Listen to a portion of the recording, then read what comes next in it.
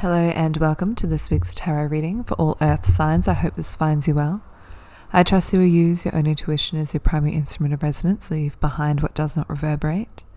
Tarot does not tell the future. The only thing that determines your future is how you react, reflect and respond to the messages herein.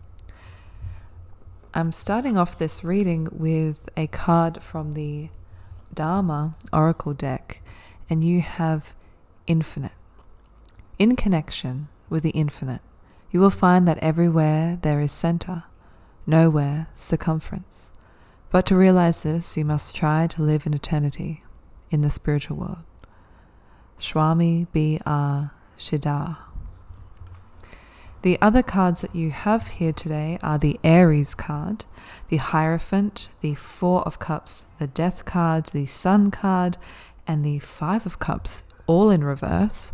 And then you have the Emperor and the Empress in the upright position. So starting with the Aries card, looking to see where Aries is in your chart, looking to see the transits that are happening in Aries in Western astrology. Jupiter is in there, and I think Lilith is also in there. But at the moment in sidereal, there's nothing sitting in Aries. Maybe Lilith, but there's nothing sitting in Aries in sidereal currently. So just looking towards Aries to see what's happening there for you, or if you have any planets in that position, and what house Aries is sitting in, because that is what is the theme of this week will center around. And Aries, of course, is the significator of the first house, the head, the physical appearance, the physical body, what you came here to do. It's the ascendant, traditionally, just looking at the house placements.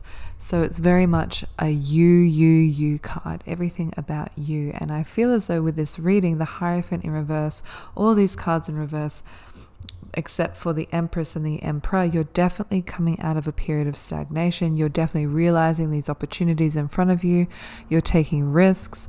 You're able to get a better handle on your current situation, and you might be able to leave some of those disappointments behind and to formulate new expectations, new dreams, and new ways of doing things, especially with the Death card here. There has been some sort of transformation happening here, and it doesn't look like it was a very easy period for you. The Sun in reverse, vitality is lowered. The Five of Cups, the Four of Cups, emotionally drained in a way, and of course the Hierophant is kind of telling me that you're just really sick and tired of having to go through someone else to do or to get the things that you want. You're really wanting to cut out this middleman. You're really wanting to possibly even just connect in with your own sun. Connect in with your own solar energy that radiates from you, from that center, that can never really be exhausted. It just keeps going and going and going. And there may have been a period where you realized that you were giving your power away to some sort of middleman or some sort of conduit in a way. You're just really wanting to get rid of that middleman, really wanting to not have to ask permission for somebody, not wanting to have to ask permission of somebody to do something, or to be able to go somewhere, to feel something. And you're really just looking to, this Hierophant energy is just saying that you really want to get rid of like the middleman sort of thing. You just want a direct line to this information, or you just want a direct line to understanding, to education. And I just had a little glitch happen in my recording here, so I'm just trying to repeat or remember and repeat what I said before it kind of just glitched out. The Sun card, you're really starting to realize that once you get the wheels turning, once you start getting moved. You become a kind of a generator. Oh, I really don't know what is going on with my reading at the moment. It must be it's just glitching out so hardcore right now. But yeah, you're realizing that you are a kind of a generator, in that when you get moving, you create your own energy in a way. Like it never diminishes. And the Empress and the Emperor here show that there is a balance of intuitive and logical here. The anima and the animus are very present here, and just getting that grounding, getting that footing. And what's interesting about the Empress and the Emperor is that the Empress is the door. She is Venus, the doorway into the internal kind of realm, into the home, as it would be.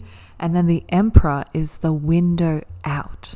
The window that gives structure to the outside world, that frames the outside world. Whereas the Empress is the doorway in, the introspective in. So really playing with this dynamic of the Emperor and the Empress, going internally, and then, looking at the inside of the room, looking at what's in there. It's kind of reminding me of the room of requirements, what you have in there, and then grabbing those things and then turning around to look out the window and just go, okay, how do I apply these tools, these resources, these learnings, these insights to the outside world? How do I take these items, objects, feelings, intuitions, whatever they may be, how do I apply them outside of myself? How do I give them greater context? The Two Cups cards, 4 and 5. So 4 and 5 mean anything to you, are definitely saying that there is a transition from this feeling of loss, a transition from this feeling of disappointment. You're ready to pick yourself up, dust yourself off, and try again. And it really could be that maybe you were misled by some authority figure, by some teacher, institution, and you just kind of had it. You're just like, that's enough. I'm not going through a third party to get what I want or to get what I need. I can be self-sufficient in that kind of way. And Aries is real testament to this. It's all about me, I. But of course, Aries looks on the 7th house, looks on Libra, which is the house of partnerships, which is the house of business, contracts, and partnerships that lead to higher goals. So finding other people who have similar values, principles, and goals as you, and joining together. It's not so much that they are the middleman, but they're on the same level as you, and you can come together and collaborate to build something bigger, to build something better.